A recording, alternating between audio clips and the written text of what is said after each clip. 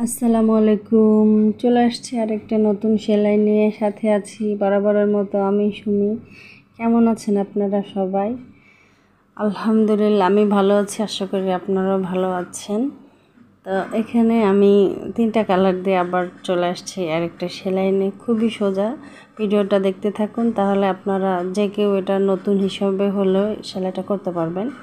এখানে আমি ডাল পাতার জন্য দিয়েছি প্যারট গ্রিন এবং বটল গ্রিনের যেই কালার কম্বিনেশন, দুইটা সুতা অ্যাডজাস্ট করে আমি শেড করার চেষ্টা করেছি, যেহেতু আমার কাছে শেড সুতা অ্যাভেলেবেল নাই।